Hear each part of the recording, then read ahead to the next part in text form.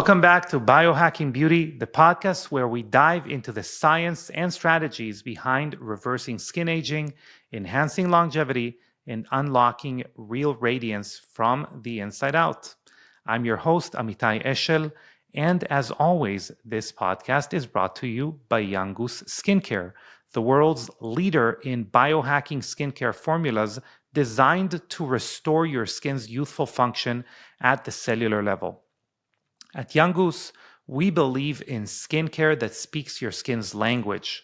We're talking about ingredients like NAD precursors, spermidine, peptides, antioxidant, and epigenetic regulators formulated to actually reverse biological aging in the skin.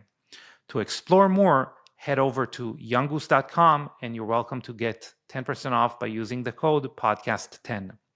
Now, today's episode is packed with insight because we're talking all about hormones, and not just in the context of mood swings or energy dips, but how your hormonal balance or imbalance directly impacts skin, your aging process, and even your ability to recover from stress.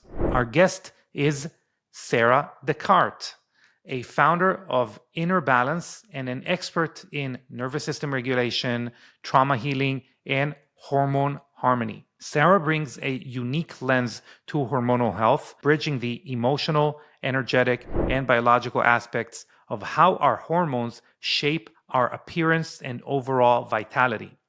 In this episode, we're diving deep into the connection between hormones and skin aging, from how cortisol can affect it to why imbalanced estrogen and progesterone and their levels can cause everything from acne to dryness to the role of the nervous system and immune system in hormonal healing. Whether you're dealing with perimenopause, cycle-related breakouts, or just feel off, Sarah's insights will help you understand how to bring your body and your skin back into balance. Let's jump in. All right, Sarah, welcome to the Biohacking Beauty podcast. Thanks for having me. Yeah, it's our mission in 2025. One of the staples was to talk about women's hormone health. Alongside perimenopause, menopause, but I think we can do a better job there.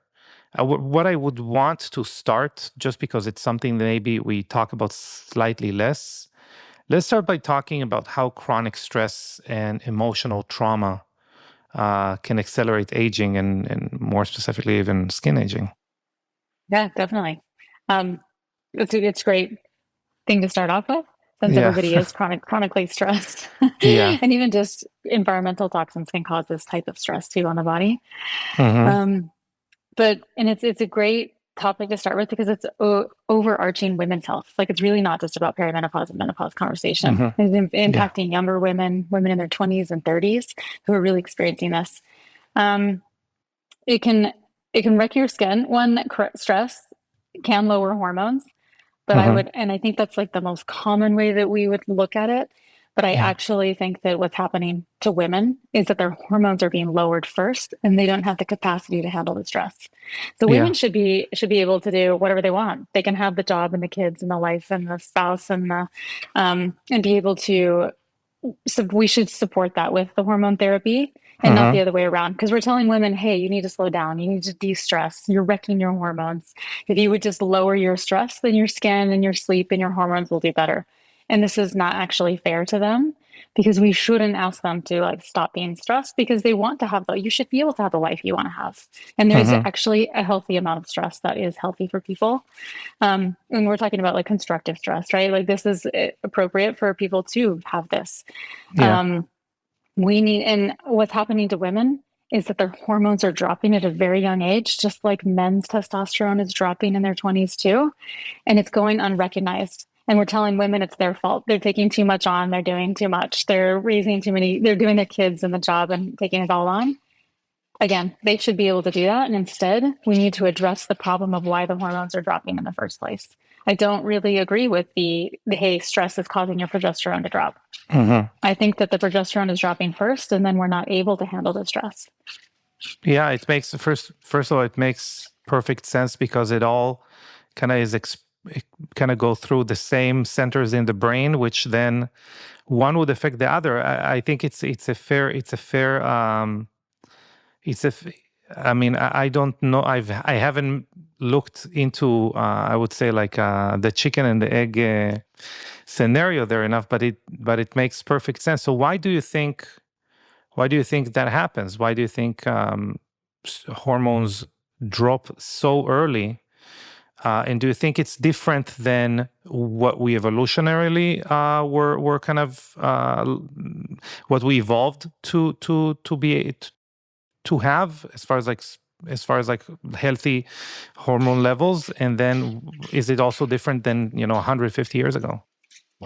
Yeah, I think the popular belief is that, for example, women, the progesterone and the cortisol are the same pathway. So like when they get stressed, the body will prioritize the production of cortisol and then they don't make the hormone. And that's where that's coming from. But if you look at the environment, for example, and it's possible that it was always the case, like women, our ancestors died when they were 35, and now women are having babies when they're 35. So we have extended life in our lifespans for women tremendously, but our ovaries have not caught up. Like our health span is way behind.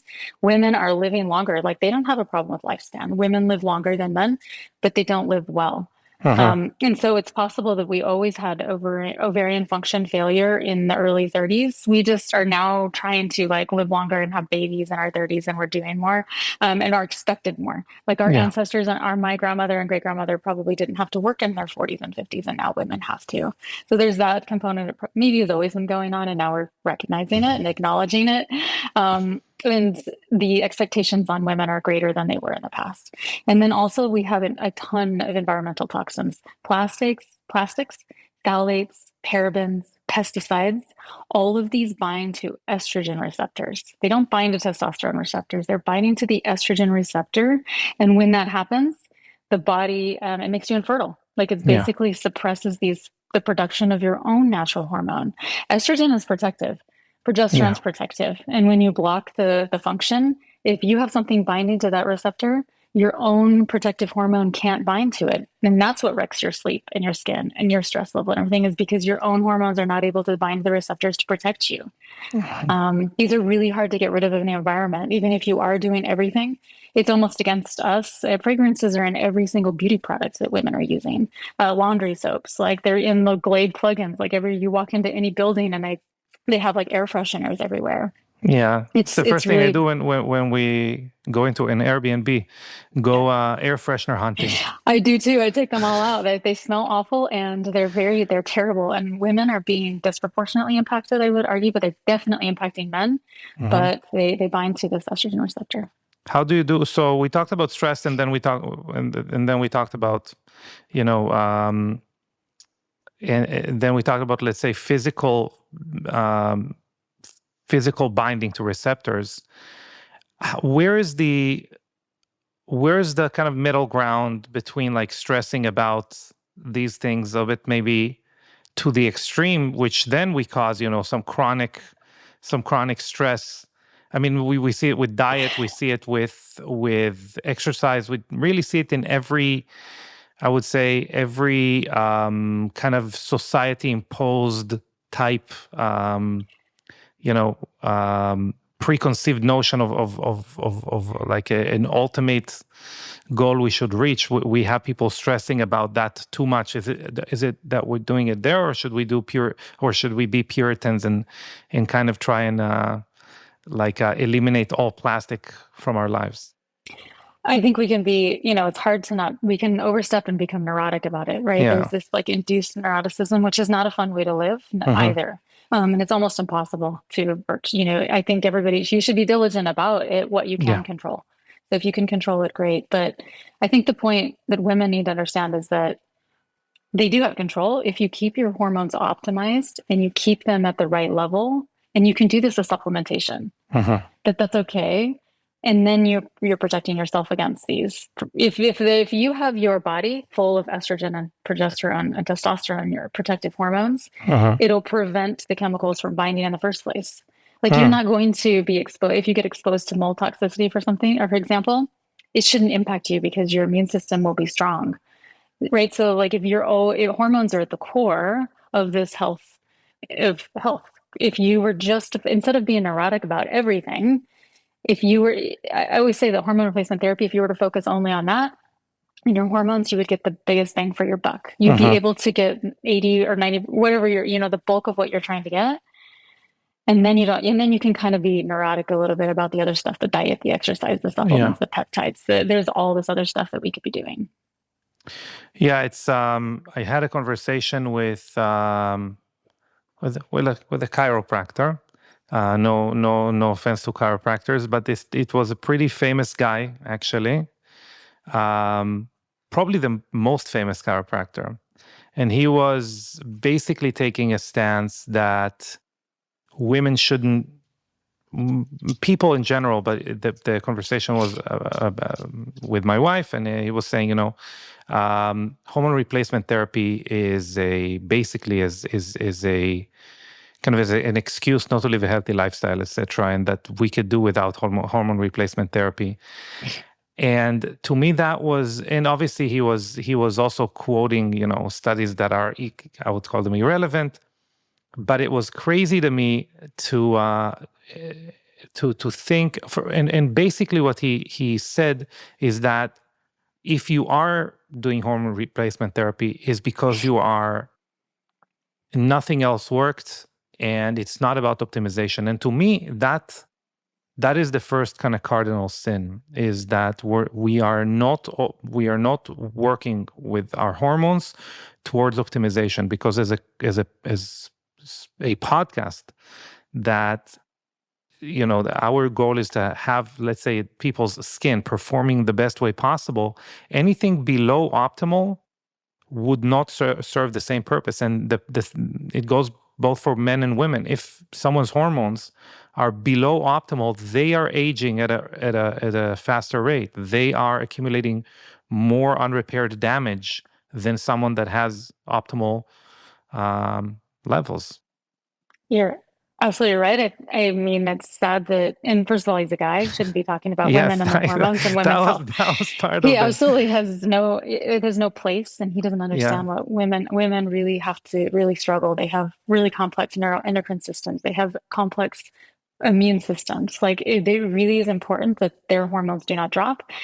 They age like very dramatically, but it's not just the aging that we need to worry about. It's actually mental health. It's autoimmunity. When the immune system ages, we age. Like immunity is everything. Like if you think about how we can probably prevent, and the best biohacking really that you can do is to keep your immune system healthy.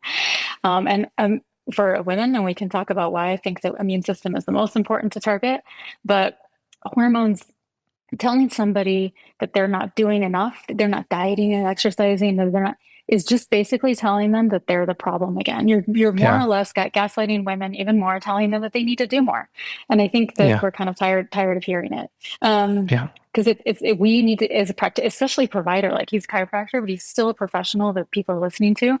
And it's my job to make sure that I can support women, right? Like I need to be like helping her. I don't need to be telling her to do more. She's already doing everything. Obviously she's like trying. People try their hardest. They're doing the best they can. And that's really sad. You're not the first I hear that a lot. Look, you cannot fix hormones. You cannot fix hormones with a diet. That's the thing too. You can't, it's like the one thing you cannot achieve with a supplement or a diet or exercise. I'll kind of assume that people who say that come from a well-meaning place. Maybe they are contrarians that are trying to be the opposite of a doctor saying, "Hey, I only have 15 minutes, and whatever you want, I'll give you." I get that. But I mean, it's the same trap. It's not, again, it's like not looking at the person in front of you and making every effort to make their lives better. And people do better when they feel better. Like Yeah. women they'll start actually eating better and working out more if you get their hormones in check. If Yeah. they get their hormones optimized first, then they start caring for themselves more. Like Hmm. sometimes the other one has to come first. Not you Yes. don't just Yes. expect people to just start going to the gym every day, 3 hours a day or whatever. Not that we shouldn't have to do that anyway, but Yeah. But so let's talk about the immune system. Like, this is something that, again, is not talked a lot. Sometimes if I have like some weird rapid fire question someone asked me on a podcast, they're like, hey, what system should we make sure we target in aging? I'll say, okay, the immune system, but it doesn't come up a lot. So maybe we talk about that. Why should we focus on anti-aging, if you would, first? yeah. So for women, I mean, if you think about Yeah. women, yeah, okay. So if you think about women, like when they get pregnancy is like the perfect example. So we have to carry a foreign body. So the body is intelligent, right? It has built the body in such a way that when a woman gets pregnant, she has to carry a foreign body and not attack that foreign body, but have the immune system high enough and boosted enough to protect her against disease or like a virus. Or she has to be pregnant and not get sick, but also not attack the baby. This requires a really robust and well-organized immune system in order to do that. If you think about what the body has to do for pregnancy in those 9 to 10 months, so this is actually directly modulated by estrogen and progesterone. They bind to B cells, they bind to T cells, and the hormones get the T cells in the right ratio. So like the T helper cells, the TH2 cells and the TH1 cells are in the right ratio, and the B cells as well. And when we look at what is inflammation, okay, so inflammation is really, everybody asks, they throw around that word like it's like just a common language. And I'm like, what is it? But what really is inflammation? Inflammation is a dysregulated immune system. What it is the helper cells and the T cells and the B cells are in the wrong ratios. The immune system is not orchestrated. It's chaotic. It doesn't know what to do. And it starts fighting things that are not actually foreign. So when you have inflammation, true inflammation, you start getting sick in the winter because you can't fight the viruses that are there. But then you start getting eczema because your immune system is like fighting your own skin, or you get Hashimoto's, or you get a lot of pain around the body, and then the immune system is completely dysregulated. Yeah. For women, their hormones, when they drop, we see a huge rise in autoimmunity. We see like this is like hypersensitivity to things in the environment, food sensitivities. The immune system is completely at the core of diabetes, cancer, heart disease is inflammation, the immune system.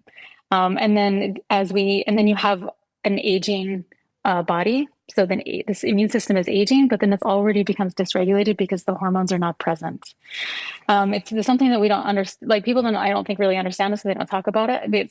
But it's not that complicated when you talk about it. Men do not have, I would argue, that they don't have the rates of autoimmunity that we do. They don't have it because their immune system is not as, they don't have that pregnancy. They don't have that complicated. I'm not sure if testosterone even regulates their immune system. I would argue that it does. And so men, when their testosterone drops, they also probably get more sick. But for women, it's like obvious. They'll just be sick all winter long. But when you put them on hormone replacement therapy, all of a sudden they're like not sick during the winter. They're, some people get like oral herpes, for example. Those go completely away because their immune system is able to keep those viruses dormant. Heart disease, diabetes, a lot of these diseases of inflammation are prevented by hormone replacement therapy. It's really it's something that it is the core of health. It's actually it's so easy. It's almost like too easy. Yeah. Again, if I need to speak to someone who really doesn't, who it could be that you speak with someone and inflammation to them is too scary of a word, and it would scare them off the conversation. It would be to them something that they either read when they take an NSAID, like when they take whatever, like an Advil, and they understand that it has something to do with how they feel. But the minute you start to get technical with them, it scares them and they walk away mentally from the conversation.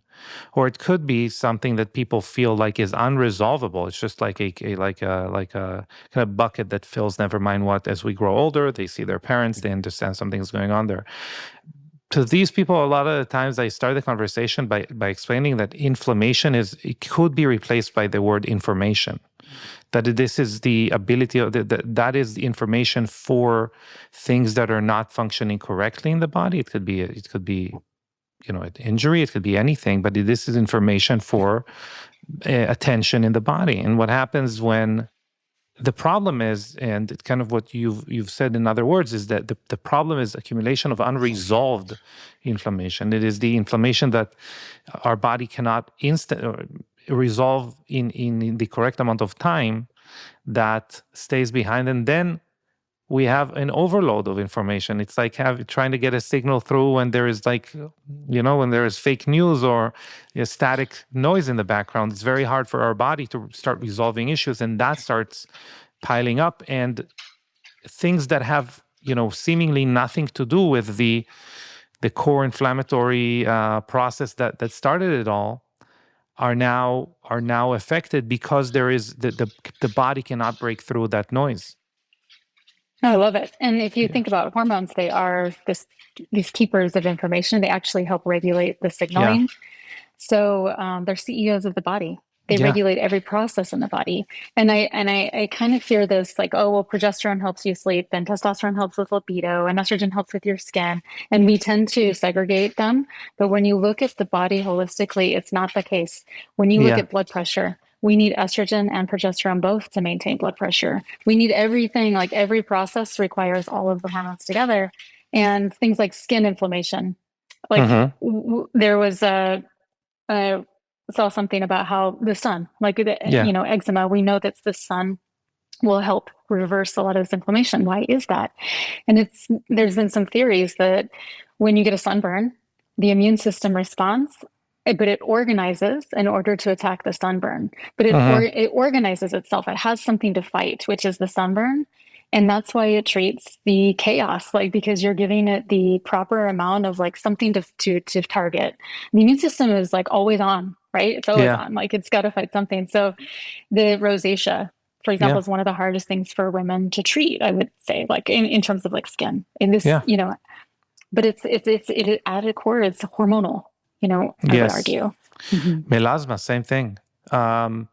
I'm one of the only men that I know with melasma, but it's made predominantly women. And that's why, a lot of the times people write to us and say, hey, I heard you're anti-lasers or basically things that drive inflammation in the skin, which then the skin needs to repair.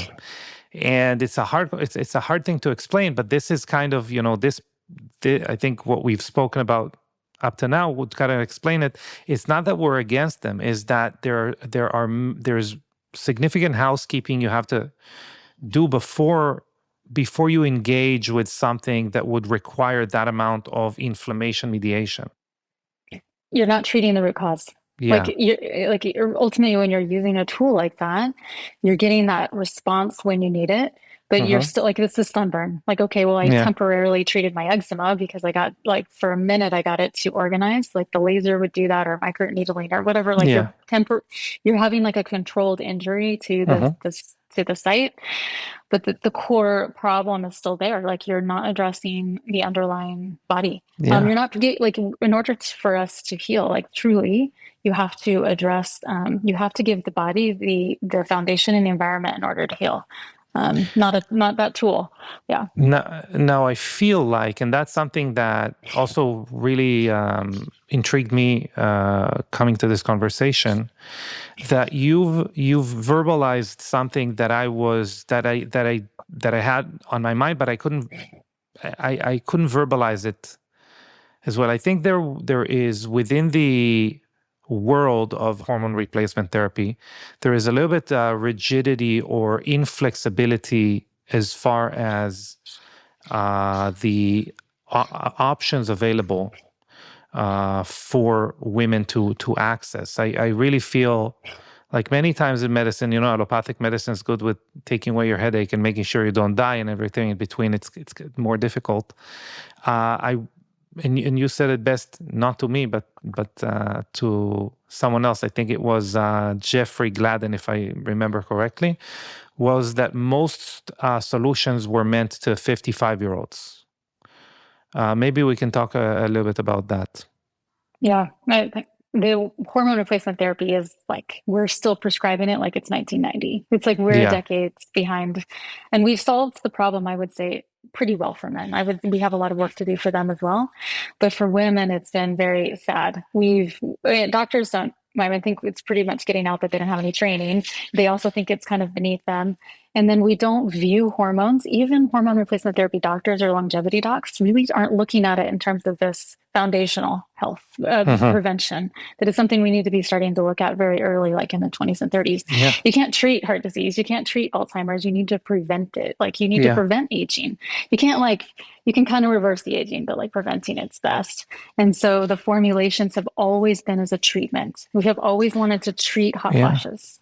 I think it's what you're saying. It's so poignant, because what you're trying to what we are trying to do by reversing aging or by treating a symptom like you said right now, we're trying to reorganize chaos. It's extremely difficult. Once thing fray, it's science doesn't even know of everything that's going wrong. Where prevention is so much easier, because what you're trying to do is keep things together rather than trying to even understand what went wrong or what is going wrong.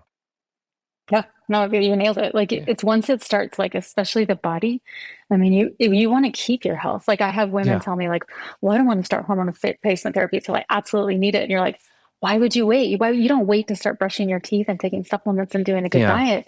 Like you let your body age for another year or two, and you've done that destruction, and it's much harder to get. Of course, you can get it back, but you're making it harder for yourself. Like, why would you wait? Why would you wait? This has not been like the thought or the approach, and in fact, even just saying that is pretty revolutionary for women, because it's always been this: you have to wait until your period stops at age 51. You have to wait until, like, you don't need estrogen until your period stops, which is one of the most absurd things I've ever heard. We don't tell men that they have to wait till they stop making sperm before they need to take testosterone. I mean, you're laughing. See, like you laugh, and like we tell women all day long that they have to be infertile before we will, and we don't even know that. Like women will have a period for a decade and not be ovulating, actually. So this is really sexist. That it's just not paying attention, or it's not really like giving women like what they deserve. But this like idea or concept that we don't start estrogen therapy or the appropriate amount of HRT until you're like 51 and above, you're almost too late. Like almost like I'm glad that people are we're having this conversation, but it really needs to be thought of in the 30s when it's happening to women. Yeah. You don't start talking to a partner just before you get a divorce. Exactly. You want to like prevent, or like, when you gain weight and somebody's like, I grew 2 belt sizes. You're like, no. There's like warning signs. Like each little hole is. But we're not good in increment. Well, really, human beings are so bad at incremental change. We're not good at it. That's, I love the joke. I make it too often, but that's why McDonald's still in business, right? Because we're not good at understanding small incremental change. So what would be the roadmap? Like, what is the roadmap for? Yeah, go ahead. Sorry. No, I was going to say, like, I was leading into your next question. The roadmap. The problem is even if we were to change our way of thinking about it. So even if we were to say, okay, we need to treat a 30-year-old woman or a 20-year-old woman or anybody that needs it, we should not be able to offer it to her. The formulations are way outdated. Exactly. Yes. So how do you get the hormones into the body is actually like a very challenging way. It doesn't go through the skin. For example, the pore size, it's not big enough. Like the progesterone is a massive molecule, and you're trying to like drive it with these really bad bases. Like you pretty much have something that tries to open up the pores of the skin and get it through. It doesn't work. We have patches that don't work. We have women, if you were to give a 35-year-old a patch and a pill and a low-dose vaginal cream, just like we give a 55-year-old, she's not even going to notice it. It's like spitting into the ocean. It's like we don't microdose men with testosterone. Here, let me just give you like a little tiny testosterone patch. Can you imagine if I came to you with like a little testosterone patch? Or you'd be like, what are you doing? But we do that to women. We tell them that their hormones are dangerous for them, and we don't give them appropriate therapy. Like oral hormones are not a way to take a hormone. We know that when you take a hormone and you swallow it, the liver degrades like 80% of it. So you get this Yeah. first pass metabolism, and you get all these metabolites that make you sleepy. We're basically putting women, like just making them groggy during the day, but here, you'll feel better, honey, you'll sleep. Yeah. Like, how is this okay with any woman? I don't know. We don't give men oral therapy. We inject men. That's like I think if women understood the difference, like the stark contrast, and how much progress we still have to make in terms of even just the way we're trying to get the hormones into the body. Women need to know that formulation matters, the delivery matters. It's not just the hormone itself, but they need to understand how you're trying to take it impacts metabolism, your side effects, everything. Maybe, this is aside the point, because I actually want to go back to the roadmap, but I think injection is considered masculine. I think just the form of introduction of something to the body as an injection is considered masculine. And I wonder maybe GLP-1s are going to be somewhat of a game changer there, just as a perception. Maybe. I don't know. That's like a whole different conversation. Maybe. It's interesting. Like we used to give men cream, like testosterone cream, and then we found that it didn't go only through the body, and they got all over the kids and the pets and the wives, and then it caused a huge problem. And you're the 1-year-old with abs. Exactly. I was going to say, like, hair growing in places you don't want your 1-year-old to grow hair in. And so everybody freaks out, and so they switched them to injection pretty quickly because they were giving men appropriate doses as well, and they were having to do it in a cream. And so with women, I also think there's a problem with injection in that we get away with being able to inject men like twice a week, and it's okay to get like a little bit of a peak and a valley. But with women, we really need stability. Like we need a daily dose. Like we would have to inject daily. We have periods that if we would bleed, so there's like stability and that needs to happen with them, and that would be harder to achieve with an injection. Potentially, I think we need to do it and figure it out and solve that problem. But like my formulation or my approach would be as an example. Like you have to have like this consistency though. So that's also a problem that would need to be solved for women. So obviously you started a very interesting project. We talked about it off air. But what was that kind of the problem that you saw? The problem was, how do we introduce hormones into the body? That's number one. And then how do we have a cadence that corresponds with women's natural biology? Yeah. And obviously age, which Yep. Yes. And something that's like so appropriate dosing, formulation, delivery, like getting it into the body, something that's like appropriate for young women. What if a woman wants to get pregnant? We know that like we can't overdo it because we still need to, what if potentially impact these pathways if we have a younger patient? We didn't even talk about birth control and how awful that is. Like that was one of the reasons that I missed, like in the beginning, about how that's probably impacting hormone levels and making them really low. Like what if they take birth control for a year, they get off of it and they never really recovered from that? Yes. And so this is doing more damage to fertility potentially for women than hormone replacement therapy would. But all of these questions needed to be answered. I was 35 when I went through it, for example. So I was definitely, when you try to solve the problem, you have to look at it in a new way. We have not, we're not really doing that. We stick to our old ways and our old formulations and our old dogma. Doctors are very resistant to change. Yes. So how hard was it? So first of all, what you said about the notion that I wouldn't argue with the notion that the pill maybe in the 70s kind of liberated women to some extent. I don't have an opinion about it, but what I do know is that I think anything that created a positive change and you hold on to that for too long, there's a point of diminishing return. And definitely the point of diminishing returns was for health was very, probably 10 years later in the 80s, right? The question is, and of course this is insane that we're prescribing it to 15-year-olds. Bananas. This is bananas. Bonkers. Insane.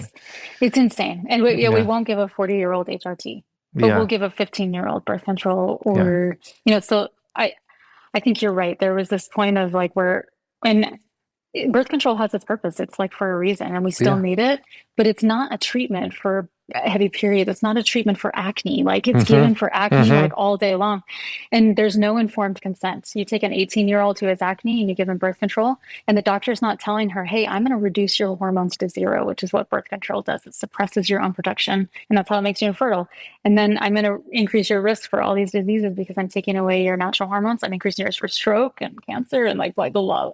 And they don't. They just hand it out like it's candy. And Exactly. then, and it's not solving the root problem of the acne, and you're creating, unhealthy women. Did the 15-year-old that took birth control now is the 25-year-old with endometriosis and PCOS and potentially like a lot of mental health issues now on antidepressants and stimulants and trying to make it through her day? Probably, Yeah. maybe, potentially. Like it was always meant to be like the risk and benefit. Birth control has its benefits if you're trying to prevent pregnancy, but the risk if you're using it to treat acne, it's too big. Like it's not an acne treatment. No. But And I think within our relationship with providers has a form of, as you said, has a form of friction that basically hints at the severity of side effects, right? That's how it should be. I mean, that's really how it should be. It's very hard for me to get, not so much in the United States, but it should be extremely difficult for me to get an opiate in the United States, right? It should be near impossible for someone who's not, on their deathbed to get an opiate prescribed to them. And that should hint to the general population what are the side effects, because as we said, it's extremely difficult for us to imagine side effects that we're not experiencing or cumulative damage. That is how we also determine that a certain violation of the law is more severe than another one. And that's definitely a discussion also, by the way, in sexism in the law as well. But what is the punishment for this versus that? And birth control versus HRT for a woman in their 40s is completely, it's completely on its head. It's the medical establishment is hinting that there are no side effects for birth control since it's so easy for you to get it prescribed, and vice versa. it is ignorance. Like, and Yeah, I'm just it's going to be like, insane. it's like the FDA is even, as slow Yeah, as they, as slow as they are, and like asleep at the wheel. yeah. They even say that over the age of 35, birth control is contraindicated due to the Mhm. risks.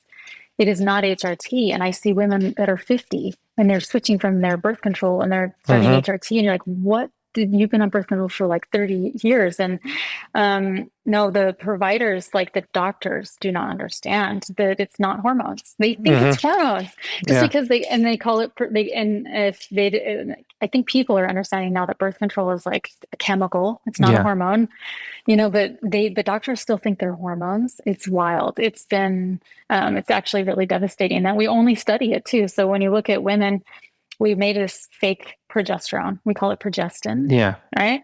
And it's derived from testosterone and it makes them infertile. And all of the studies are done on progestin. And there's only even if you look at appropriate reference intervals for laboratory testing, there's only 5 papers in like the entire world on progesterone, which is the Mhm. real hormone.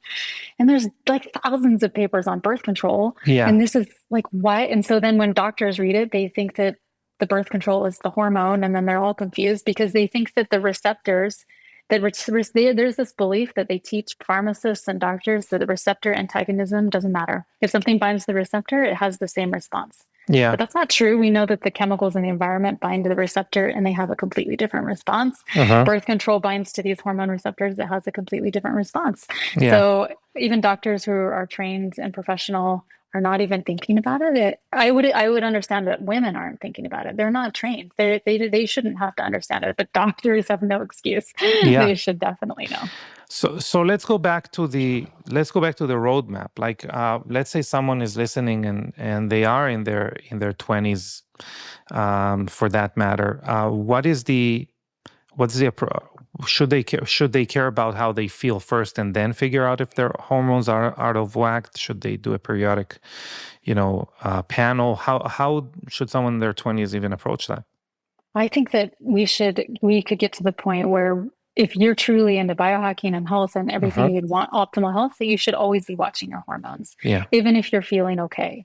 So you could be like this point where we kind of know where it's tipping, but I don't think we're there yet. I think we're very reactively treating people. Women are kind of like feeling terrible for years before they finally like are recognize that it's hormones. They're blaming on other things.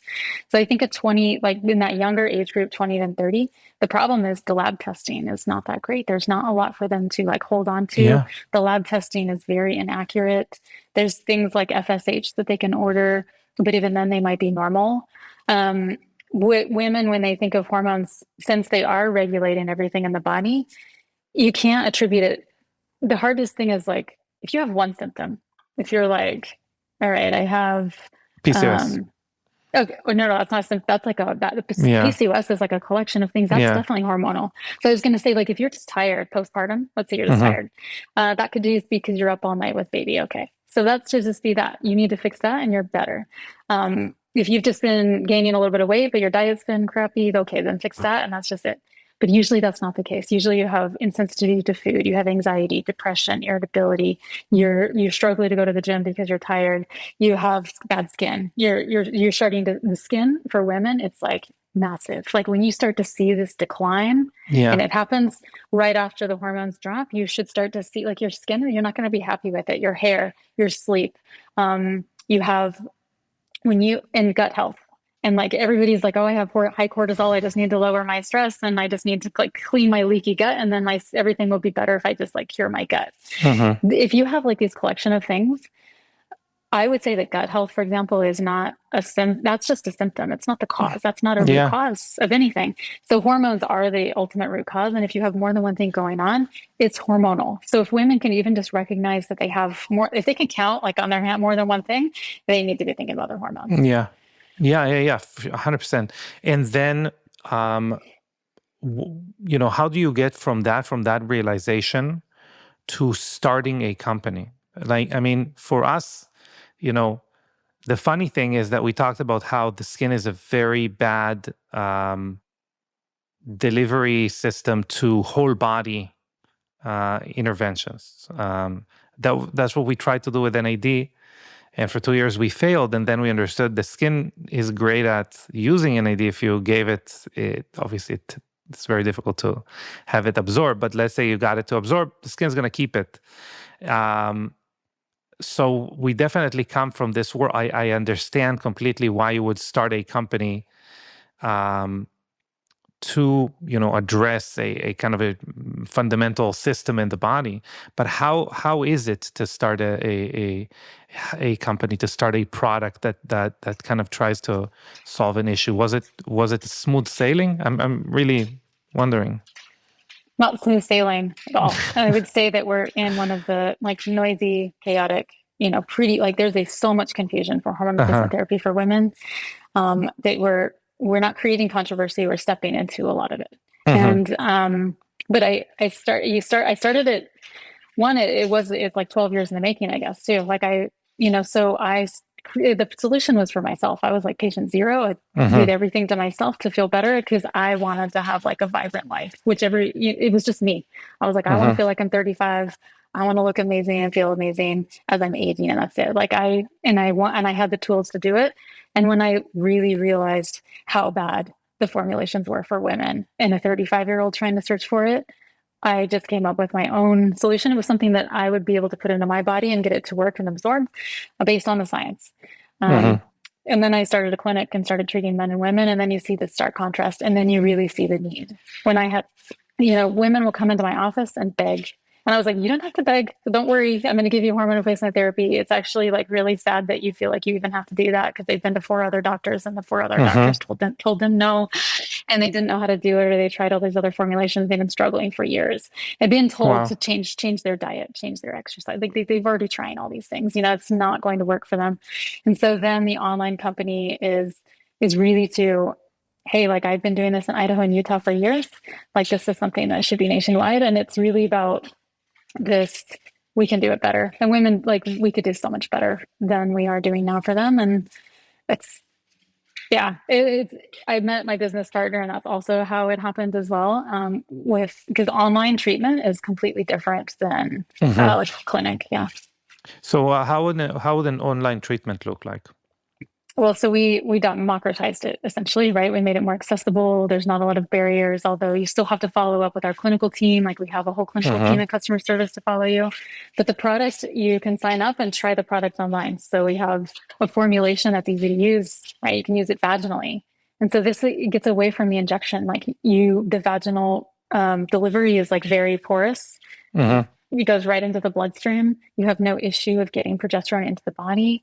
You can get it continuous and stable blood levels. You get less side effects. Women find that it helps with mental health a lot more than the other formulations. It's easy to use. You don't have to inject, right? So we're getting away from this. And it's like a tiny amount of cream every day. And vaginal dryness, libido. I mean, we're talking about the things that we do for men that we're starting to normalize. We normalized erectile dysfunction, for example, and these kind of common things that were for men. And now we're trying to do the same. Like, can we normalize something like vaginal dryness? It's really common for women, but like, it's hushed, like, it's so shameful. Nobody talks about it.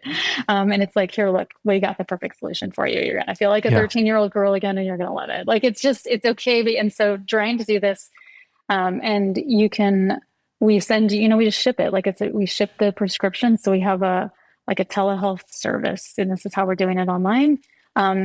Everything's prescription, and everything's like, we use a national pharmacy. So I don't know if you have any questions around that, but that's how we're trying to do it. Yeah. I have a question around the, technicality. Is it, I have a friend that has a big hair care prescription company, and it's crazy the amount of customizations that they need to do within that. And what I think they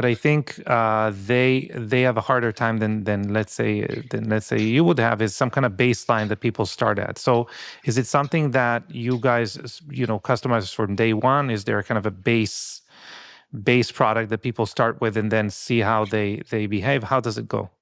It's better to do with hormone replacement therapy like a base product and then optimize from there, because you don't actually know where to get hormone started. And the other thing too is that the laboratory testing doesn't help you. Like, we kind of hinted on it, but if two women come in with different hormone levels, it doesn't matter, because if you give them, like, people think that, oh, because my hormones are higher, I need less. Yeah. Right. So this is like the 35-year-old that like thinks she needs less hormones, and it's actually, no, girl, you need more. And the 55-year-old needs less.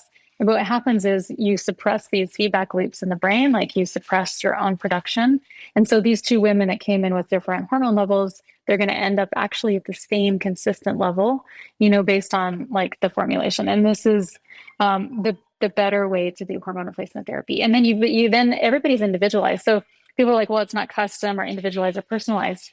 But that's not what makes it. Your starting dose is not what makes it personalized. Your metabolism, your genetics, your diet, like everything that you're doing actually impacts the way that these hormones are being eliminated and passed through the body. This is what we need to work on an individual basis. And you don't know until you get started. And then you get started, and then you can follow with labs. So this is our approach, is that, hey, we're going to put you on a starting dose, and then we're going to optimize from there. So we can always go up, we can go down, like we can, work with you on that. But I don't have a crystal ball. Like, I don't know, like, what to put you on, right? So I can see that the formulations for like hair care I could see them wanting to customize, because people kind of are more familiar with the ingredients and maybe they want like specific things. But with hormone replacement therapy, what we're trying to do, it's the same thing with men. Like, so men, every man in the country takes the same amount of testosterone, the same amount. Like, literally, and it works. Like, we're basically like, you're here at like 0, and we're going to take you and bump you up high enough that you feel great. Same thing with women. Look, I know you're low, and I'm just going to raise your hormones up enough that you feel great. And it doesn't have to be, well, I don't know if that's what you were in your 20s, because I don't have your baseline test when you were 20. So I can't actually make it that personalized for you. I'll explain what I saw with hair. So the company is called Roots. Shout out to Roots. The problem with hair is that you can't see the person a month later You're an online company, right? And ask them for their opinion on how thick their hair became in a month. So you really need to be to do it. They do a genetic test, which one would argue is like the best way or not, but they need to basically get the best guess of what's going to work 6 months in the future from day one.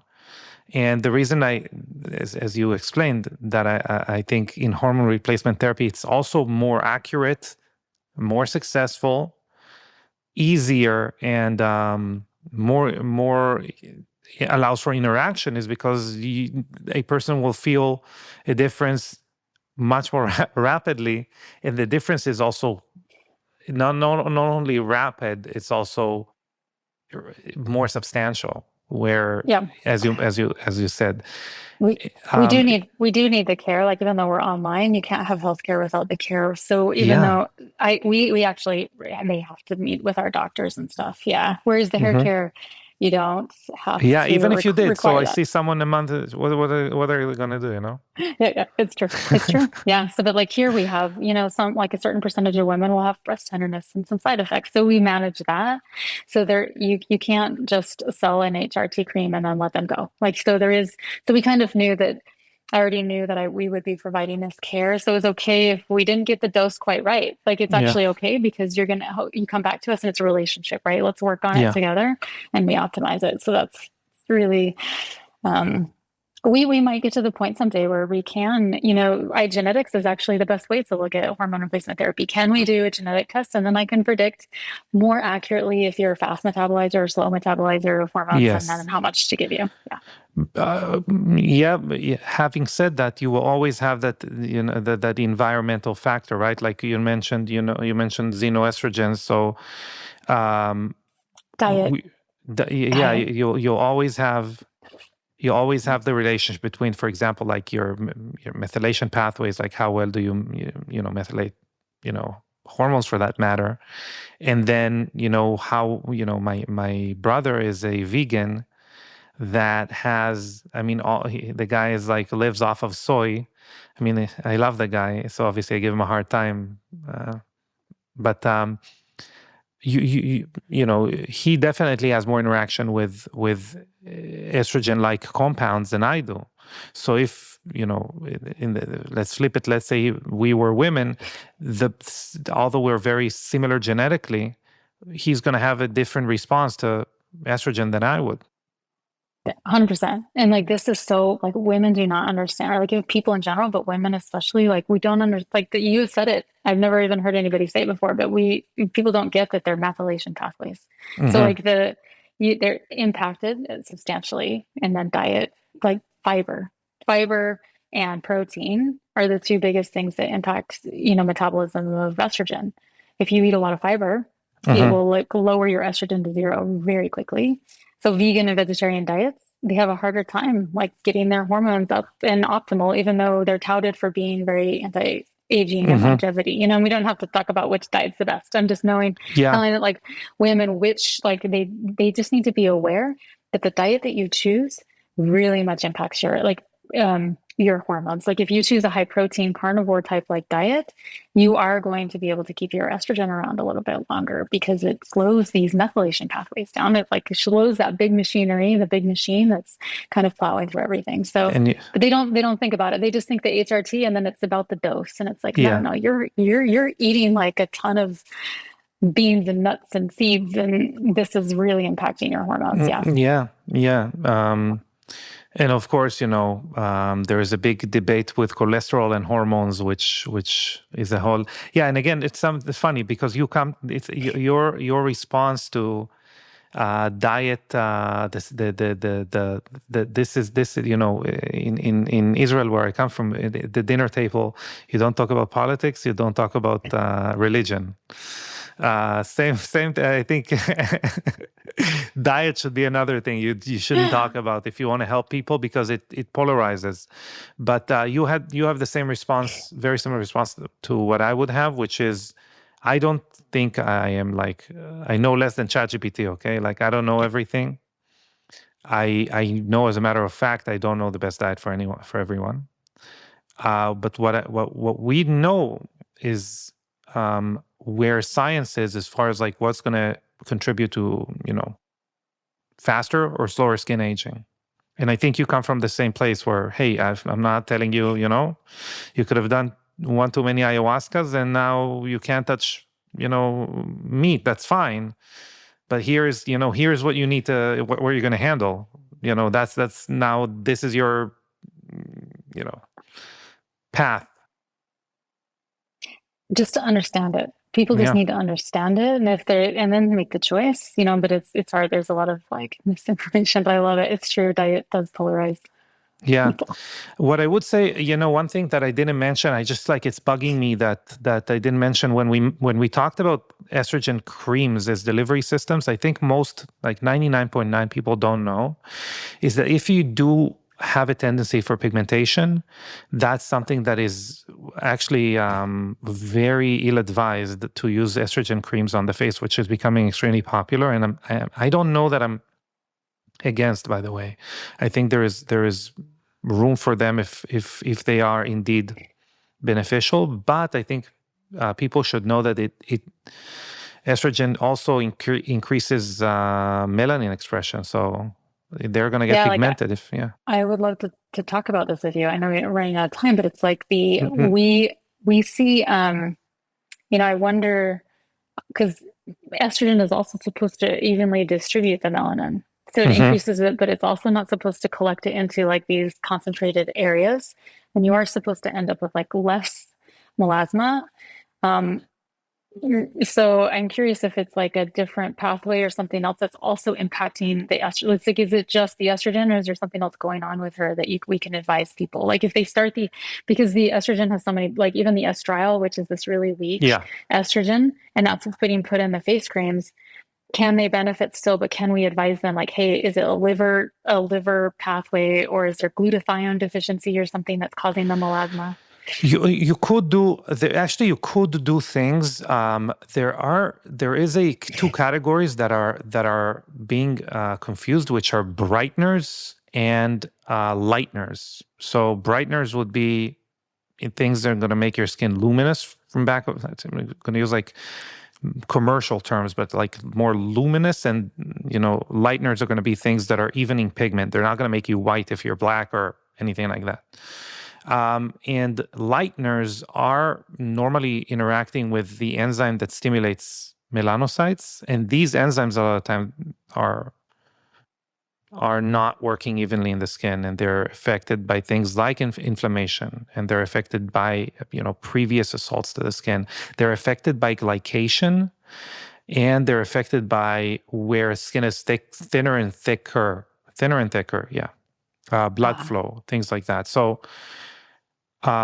if you were to combine them with, like, if you were to put the estriol with like a potential something else, like either I don't know, tretinoin or acid, yes, that would be good. niacinamide. That not necessarily together, but that might be good. But what a lot of the times, what we say is like, you have to have you need to eat a lot of antioxidants.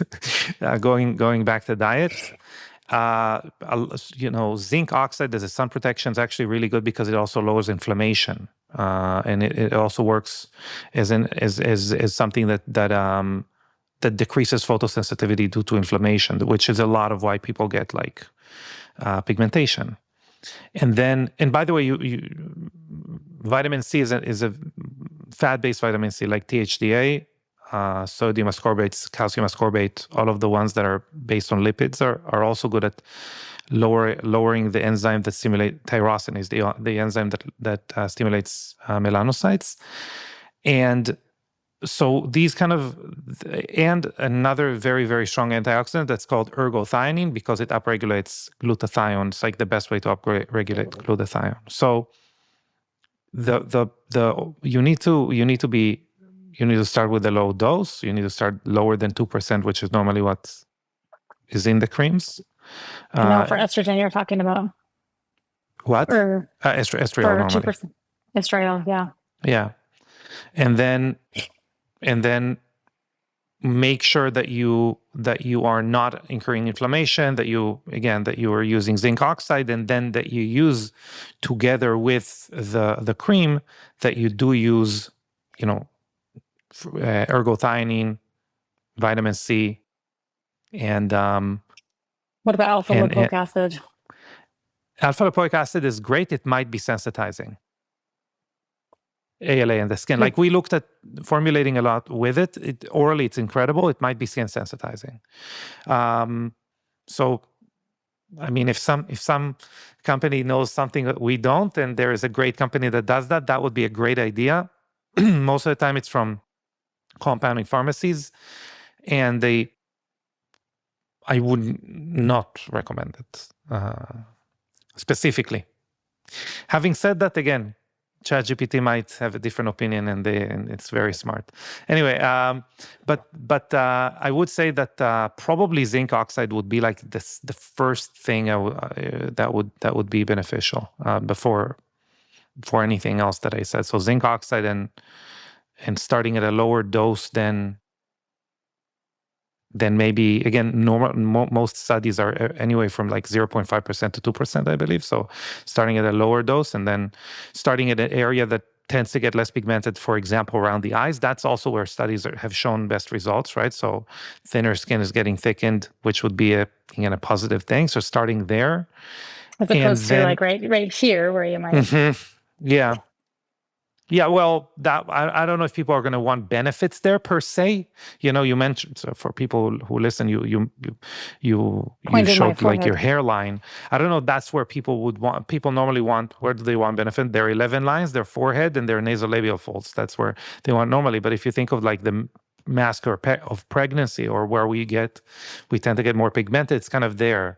So I would start around the eyes and really monitor results over time, and go from there. Interesting. And another thing is opt for ones that are actually creams. So there are serums, for example, like a company that makes a good serum with a very low amount of estradiol is Quicksilver Scientific. They have a skin product. The issue there that the serums penetrate faster and deeper. So I would not do a serum.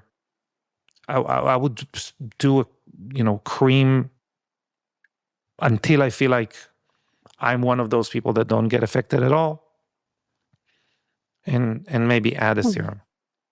Oh, it's amazing. Yeah, okay. Because we get that question often about melasma and even just estrogen therapy. It comes up, and we're usually kind of like there might be something else going on there, like thyroid. We really try to look at like what's going on with thyroid, or liver, liver, glutathione, because it's not actually that common to start HRT. I know it's a fear. Women will be like, if I'm going to start HRT, is the melasma going to come back? And generally, it's actually not that as common. But no, it's more common if people are going to use. So not a lot, but there are people who are going to be prescribed a cream, like an HRT cream, and they are going to use it as a face cream. Yeah, and that is where we see more of that, where people come and say, "Hey, I did this. I want to correct that." I always wondered, and my thought was that they were not doing enough progesterone, because you're not. Yeah, so it's like the imbalance ratio, because progesterone is the main hormone and it's regulating so much more. So if you have, like with our formulation, we don't see, which is what I was referring to, that you don't see a lot of melasma because it is mostly progesterone, right? We're trying to make sure that you don't get that estrogen progesterone ratio. But if you're putting estrogen just on the skin without any progesterone, right, then you're basically doing this. Yes, that's another big thing that we allude to, but it's very difficult. Again, it's a very difficult conversation to have. And then imagine people would basically like make life decisions according to a 5-minute podcast segment. But I wouldn't do anything unless I first addressed whole body hormones, hormone replacement therapy for that matter. If someone comes to me and says, "Yeah, hey, I heard probably from an influencer that this, under eye cream for that matter, which has a little bit whatever, right? Hormone, pick your hormone of choice, is going to help. Should I do it? First and foremost, are you on HRT? Like, what's going on there? After that, I think that's the most important. Like balanced hormones, as you said, it's by far the most important. Yeah. Okay. Yeah, that's interesting. Because progesterone has been so beneficial for reducing that inflammation, for example, the rosacea that we were talking about. So if you already, and then I didn't actually occur to me that when you said the melasma can happen in the places where there's the inflammation. I'll even tell you that dysregulated growth hormone will cause, disbalance of melanin. Could be more, could be less. IGF-1? IGF-1 is, again, it's another crazy, it's crazy that people don't talk about it. Could we just tell people to stop eating dairy and then their melasma would go away? Like, is there like some quick thing that we can say, like, hey, your IGF-1 is through the roof because you're eating a bunch of dairy and now you just keto diets or something? Yeah, IGF-1. So IGF-1 is insulin like growth factor 1. It is as mentioned. So, bodybuilders eat a bunch of like grape sugar after training because they want more IGF-1, for example.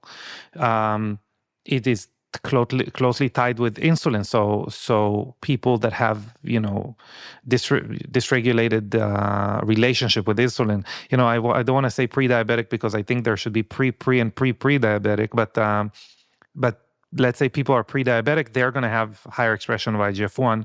And I'm normally telling people, if you want to be like Nostradamus and like diagnose people with pre-diabetes, you should like see if they have skin tags around their neck, because that is a relationship with extra growth, unless they've been pregnant. So IGF-1 definitely is a factor for growth, for stimulation of melanocytes. But at the end of the day, I think, again, it's such a, that shouldn't be the first thing you're worried about. You should, you should be worried if you're pre-diabetic, if your IGF-1 is out of whack, or your hormones. Yeah, that's fascinating. Yeah, interesting. Anyway, Sarah, we're trying to keep it less than an hour. It never works, but we're trying to keep it less than an hour. Let's take a few minutes and understand how someone can engage with you, with working with you either online or in person. Where can they find you? Only online. So we're in 46 states now, and it's www.innerbalance.com, and you can just sign up and we'll start working with you. Essentially, like our team reaches out, and you can follow up. We have a really easy way to get a hold of our clinical team. So it's that simple. Good. I have a note for, one second, I'm so bad at it. So people can get $50 off first month by using code podcast Dr. Sarah. I'm so bad. People don't know. They should hate me because they could have saved so much money by me actually remembering to give people promo codes. Anyway, so $50 off the first month. Yes, that's great. And if you're not optimizing your hormones, you're not doing it. You're not. Anyway. Thank you, Sarah. It was great having you, and I wish you continued success. Thank you so much for having me. Thank you.